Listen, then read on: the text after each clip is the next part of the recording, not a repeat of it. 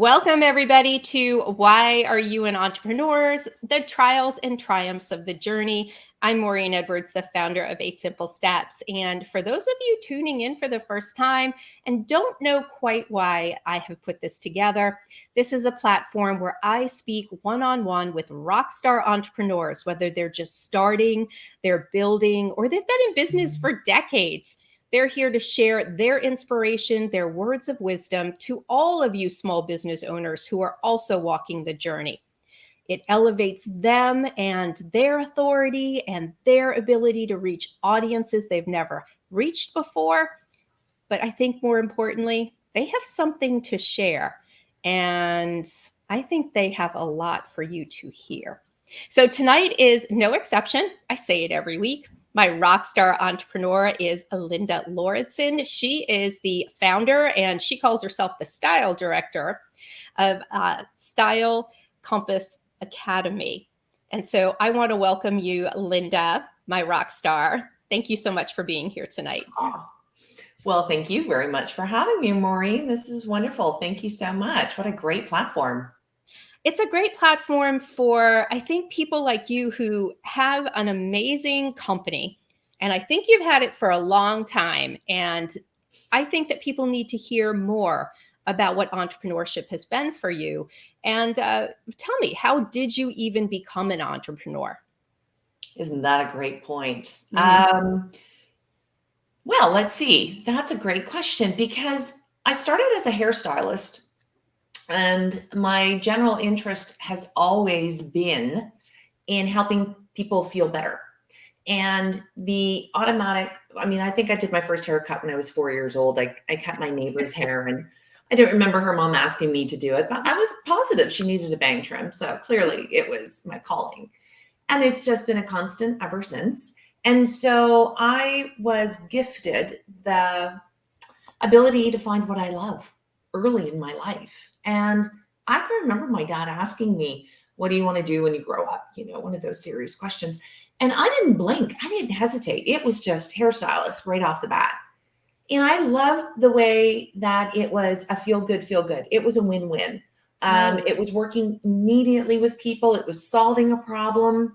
It was identifying with them, having a struggle of my own, recognizing they wanted to feel good and wrap it all up in a pretty quick experience, something that was immediate. And then, the feedback of them being happy with the work and feeling better about themselves. So this instant gratification was addictive. That was it. Just that feeling of making people feel great. And I was blessed with a really great mentor early in my career, which gave me the insight to see the variety in the industry. So right off the bat, I said yes to everything. Anytime he said, do you want to take a course? I said yes. The opportunity came to be, did I want to join the Guild of Hair Design, which was a Toronto chapter here in Canada? And I didn't blink. I said yes. I didn't really know a lot about what I was saying yes to, but I was so eager because I didn't feel like I was really struggling through the learning stages. But does that have anything to do with being an entrepreneur? No. But I was gifted the joy of loving what I do. And shortly after, I was working in all kinds of different sectors in this industry. The idea of learning more and learning more just became an automatic. I wanted to do more. And with every aspect of learning to do more and honing in on it, the more I wanted to do it my way. And once I recognized my way was an opportunity and an option, I didn't look back. So I would say I started entrepreneurship at the age of 24. Wow. Mhm. Wow. Now, did you ever work for somebody else where you're like, aha, this is never happening again. I'm going to make entrepreneurship work. So you know the difference. I did. I went back and forth. As I say, I was very blessed with a great mentor early in my career and worked in his salon for a solid 6 years, learning really what it means to hone your craft and be good at it. He's a genius when it comes to not only the business aspect of it, but also led by example. He was very hardworking and very committed. And then I went into my own position, my own business, left that salon. Then I went back to working for somebody else. Ooh, And I all did that right. for a couple of years. All right, stop right there. Why, after taking the leap into owning your own business, would you go back to work for somebody else? Yeah, Because this is something people sometimes consider. They go, did I do the right thing? Is this working? What made you do that? absolutely. I felt at the time it was I was ill prepared. I Hmm. had I had the skill set and I had the drive, but I didn't really have the know-how and all the other components, right? That drive the machine. You know, Right. all of the not so fluffy, pretty hair color, blow dry, hairspray stuff, right? Accounting and bill Yep. paying and you know, the real black and white of it to make the machine run. And at the time I thought, no, maybe I'm not. Maybe this isn't for me. And so I joined forces with another stylist, worked again for them, Hmm. and I think I lasted 2 years. I was going to say, I don't think it was a long term gig. I think I encourage everybody to do it. Now, I don't pretend to think that there's a straight line to entrepreneurship, but I do think that there are moments where if you really think that maybe you just need to kind of re-examine an option, you'll always learn. When I finally wrapped my head around, I'll never know everything. Someone can always teach me something. There is the only way I learn is through experience personally. You can talk to me all day long, but if I can get my hands in it and I can apply it to my everyday, then I'm learning. And so I don't see any of it as a bad idea. I didn't regret a minute of it, but it certainly taught me actually I knew more than I thought I did. So, when you decided to go back and I guess start over again as an entrepreneur, did you feel like you knew a lot more at that point and had more clarity and direction? No, Okay. All right. but I thought I had more confidence. You know what? Sometimes that's all you need It is the was. confidence to It just was. go for it. Right. Yeah, it was confidence. Yeah, it wasn't necessarily the clarity. It was the drive and it was the we're going to figure this out. Yeah. I know how to show up every day. I know my craft is there and I know that learning every day took the pressure off of thinking I had to be perfect and then and so that gave me the grace to accept those really heavy days that you kind of thought, oh, this day feels like it's just crashing in on me, and thought, okay, well, yeah, that's great. What did I learn today? And so it was a great turning point. And I always say to entrepreneurs when they get down on something not working out, I say, "What did you do today that you didn't do the day before?" And this is important because writing it down will show you how much you have actually done. So, I know you have frozen up just a little bit. Are you So back? I'm buffering on my end, I think. So, I what think so. advice would Sorry you about that. give?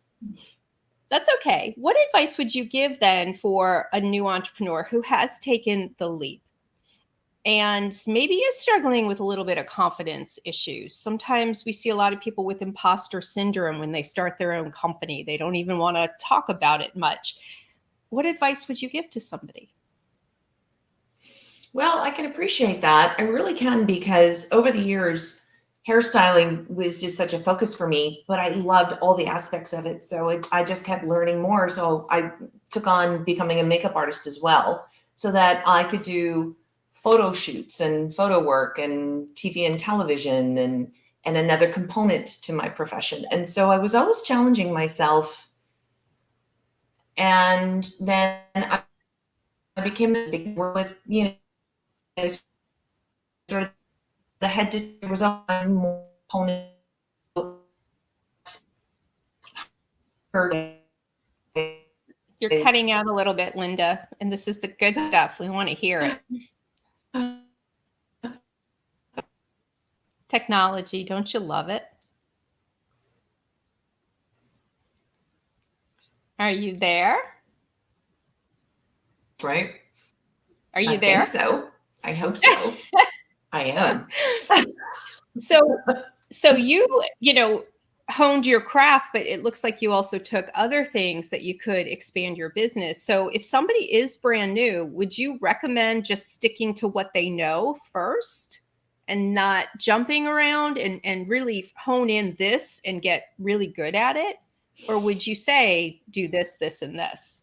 I think that really getting good at something is an absolute must. I mean, really finding what you're good at takes time and it takes skill. And although I do hair, makeup, and image consulting, what I'm really good at that took, as they say, 10,000 hours to practice something, right? What I'm really good at is assessing a problem. When someone says, I don't feel flattered, or I don't feel attractive, or I'm feeling frumpy, I'm really good at problem solving and realizing it's tweaking this and it's tweaking that. It's not changing the whole thing. And so it took me, well, 3+ decades to really hone in on what I'm really good at. And I would discover that in different areas of interest. But I do think focusing on one area initially, understanding that the very best you possibly can. I also really hone in on color. That was the thing that I really love about hair coloring was the concept of color, the contrast of color, the complement, the chroma, the tone, the hue. And I could get lost in that conversation for ages. I could get lost in conversations about shapes and angles and perspective and balance and proportion. And so what that is it's the principles of design. And so I think it's always like each year I would sort of assess and think, okay, what did I absolutely love about what I did this year?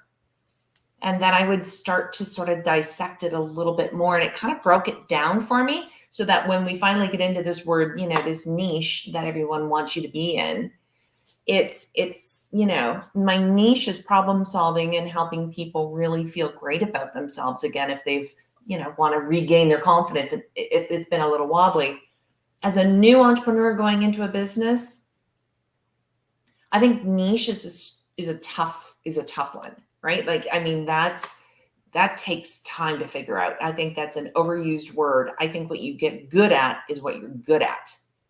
And then you can start figuring out what that niche is. But I think it's a little wider than everybody's talking about. They want you to really chisel down to figure out what that niche is today. And I don't know if a new entrepreneur, they're capable, but I think it just takes a lot of really understanding what you're good at.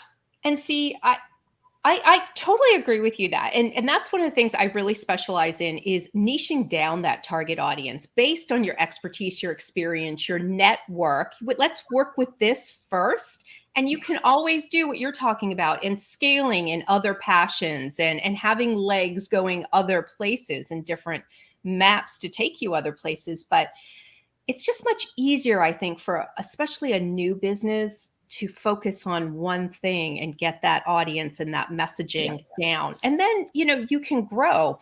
But what I'm finding from you is that the passion that is coming out of you is so unbelievable. It's like you radiate everything you're talking about that you do. You absolutely love it. And the fact that you wanted to learn as much as you could to make it work. And then, I want to do this in the beauty industry, this, it just shows that you absolutely love making a difference, whether it's for women or for men, but it's about them getting confidence, them feeling as good as you do, because the confidence you have is just, it radiates, Linda. And I just love it. I love it. It's funny. Thank you for that. I appreciate that. You reminded me I'd forgotten of this when we were in grade 12, way back when, in the awesome 80s. Um, our school put on a fashion show. And one of my friends asked me to help her. She was going to be in the fashion show. And she said, "Would you like to be in the fashion show?" And it's so funny because I went, "Oh, God, no. Put me backstage. I want to be in it. I want to see it. I want to feel it. I want to touch it. I want to organize it." And I was just, I can remember like, oh, it was like a kid in a candy store backstage. Like that's where I wanted to be. Don't even ask me to go down the runway. That's of no interest to me. I was like, But you could. But what you're saying out there is you've got to have passion. You've got to hone your craft. yeah, And I think a lot of that leads to the confidence that you will get from that. When you feel good that you know what you're doing and you know what you're doing it for, who you're serving. And once you get clear on all of that, it's amazing how it falls into place. So trusting yourself is yeah, confidence. yeah. I messed up many times, right? I mean, thank God hair grows back. Oh But well. it was the confidence to show up again tomorrow. The confidence is trusting yourself and not thinking that you've got all the answers and not thinking that you recognize exactly the path you're supposed to take. Yeah. Confidence is still showing up even when you've messed up Yeah. because you trust Absolutely. yourself and you realize you're following your heart. Your heart's your compass. The style compass is really about your compass is your heart, right? Like there's directions in how to get to the style. There's a direction in how to figure out how to get to where you want to go. But why it's so important to me, the Style Compass Academy means, in your heart of hearts, how you feel about the way you look. It's how you feel about it. And that's your compass. I absolutely love what you just said. And when we do make a mistake, it's okay to admit it, because I think people, when they see you make a mistake, it's real life and you just get back up and go, you know what? It's okay. I'm moving on. Yeah. And that's when they do see that you are confident, that there's no imposter syndrome here, right? This is real Yeah. life. This is real time. So, what do you think has been your greatest obstacle? Or maybe even now that, we all have obstacles that we're constantly battling as entrepreneurs. What is your greatest obstacle, either right now that you're still working on and working through, or in the past has been? Great question. I would say my greatest obstacle is keeping up with what I want, how I want to serve clients, and the best way for them to receive it. And so, does that mean the technology of today? Possibly. Does it mean delivering information in a way that's digestible versus, again, that talking thing, right? Like just talking at them and telling them. My biggest obstacle would be, still pivoting from 2020 and going from how I used to do things to how I want to do things. And that's been a huge challenge, one of my greatest experiences ever. And it's really taken me out of my comfort zone, which has been an amazing growth time. But yeah, big obstacle. So, I'd like for you to clarify that. Is that something you're talking about during COVID? Things just shut down and it was like, wow, I got to figure out where I'm going to take this company. Yeah, that was exactly it. As a hairstylist, we were legally not allowed to work for 9 months. Yeah. Yeah. Now, when I told my dad I wanted to be a hairstylist, he said to me, "Well, you'll always have a job no matter the economy." And I remembered thinking, what's an economy? I was 14. I didn't know what an economy was. So fast forward to, we would always have a job, Yeah. regardless of stock market, regardless of, you know, oddly enough, and unfortunately, when 9/11 happened, hairstyling beauty interest went up 30% that year. Yeah. I bet. Because people needed a contact. People needed to go somewhere to be touched, to allow that we're legally one of four professions that are allowed to legally touch people. In that body contact, that assurance to feel good and have that feeling of Everything's going to be okay. I can control something right now. I can control my hair, and this is going to be okay. Plus, I get to, talk about it. So we're like, we're like therapists, right? You get your hair done, you get your therapy, wrap it all up in an hour. That's best $40 you'll ever spend, right? All right, I have to say something here because I've had the same hairdresser for about 24 years, and his practice, his salon is called Therapy with hair in it. Love it. I thought that was brilliant. Yeah. And it's funny when you find a good stylist like we're talking about, you never leave them, and I will come up with the money regardless to have my hair done. So yeah, you would think it's recession proof, but you ran into something that was It so was unique. recession proof. Right. It was not global pandemic Proof. proof. Now, and I remember the first 6 weeks, and we're coming up to the 3-year mark. And I remember the first, well, it was 12 weeks, but I didn't know what to do with myself. I have never not worked. I had never, never, never, never, never stopped doing hair from the age of God knows what. I mean, I started at 4. So whenever I could, I'd dabble in it. I have never been able to not work. And so whether it was in the hairstyling or, really wanting to take my career to the next level with image consulting so that I could be a head to toe stylist and work with women who were saying, men and women who were saying, I'm getting a new career. My children have, left and we're empty nesters. Now I've got time to be able to care for me. And, I've started, dating again or all of these midlife kind of experiences. And that was my client. That's who my client is. That's who I love to work with.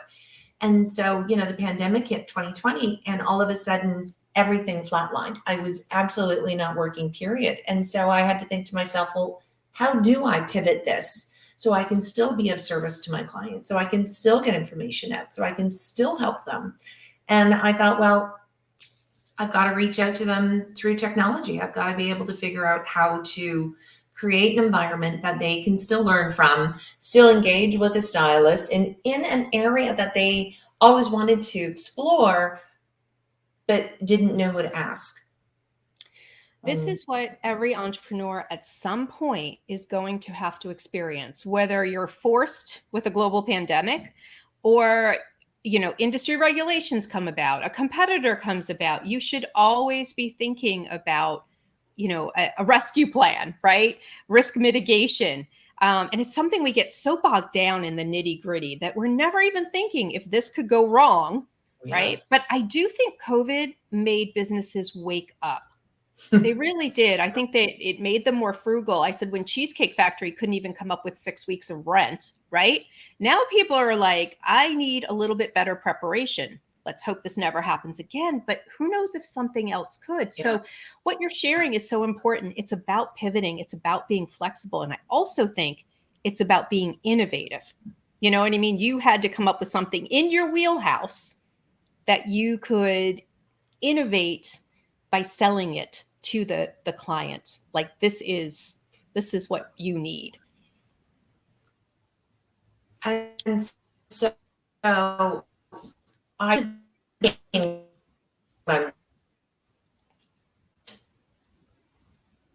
You're breaking up just a little, girl.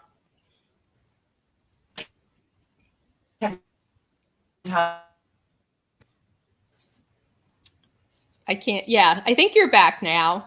Okay. Can you? I don't know what you said, but I'm sure it all sounded great. But I do want to have you give the audience like one top fashion tip for 2023 that you feel the everyday woman could take advantage of. Well, I would say that the 2023 is about, okay, so let's talk hair, movement, makeup, soft, and clothing, 80s influence, but softer. So denim is huge, huge, huge, huge, huge, huge, huge. I mean, denim has moved into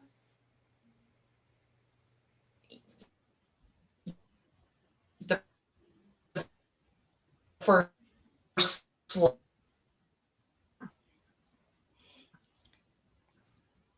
Okay, so I know you're breaking up a little bit here. Our connection is not the best.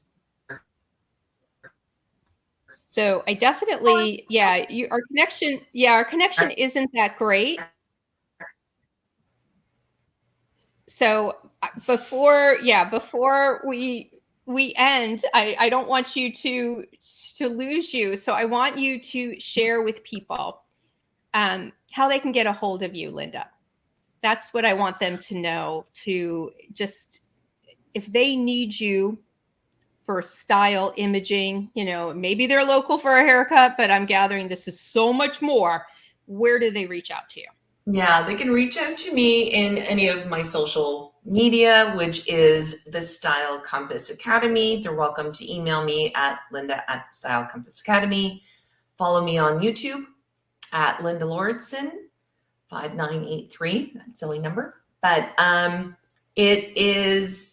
also going to be doing a challenge in the spring to help inspire people to get into their closet, see their clothes in a new way, and inspire them to, you know, show up for themselves and in a way that gives them a new, fresh take on things, and be able to have a stylist in their pocket so that they can have some guidance. And I provide online courses and workshops as well. So it's a combination. The academy really means to be able to be involved on a regular basis so that there's always a learning aspect to being able to feel and look good from the inside out. So it's like having my style designer in my pocket, right? Exactly. Exactly. Do you have a website? Yeah, it is thestylecompassacademy.com. Okay. And through there is an easy way to just sign up for newsletter, you know, without being overpressured. Feel like they want to download my free booklet. I have 5 easy ways to look slimmer without wearing black guidelines, so that it just gives some insights, right? Just some little tips that help, you know, just kind of feel better about some things that we can do instantly, which I think is something we're always looking forward to be able to embrace who we are today, but to always feel good about moving forward. I absolutely love that. Well, if you want to get a hold of Linda and talk with her about all things being absolutely beautiful and confident, please reach out to her. She obviously is incredibly passionate and incredibly good at what she does. And I think the whole message here tonight is hone your craft and be really confident that when you're good at it, it does fall into place. And it's all about confidence. So, Linda, will you come back at another time and share with people what's happening? I would be happy to anytime, Maureen. Thank you for having me. It was Oh, wonderful. it's Sorry been, for buffering. that's okay. That's all right. We got the bulk of it. So for everybody out there who is a small business owner, who's been in business for many years, or you're just starting, I would love to hear your story. And we have a whole audience who wants to hear it too, because you have a story to tell, and I have a place here where you can tell it, because there are people who need to hear it. So please reach out to me at 8simplesteps.net if you would like to be a guest here on Why Are You an Entrepreneur? It's our weekly series at 5 p.m. Eastern Standard Time every Thursday, where these rock stars come together, and it's about best practices, words of wisdom, and inspiration.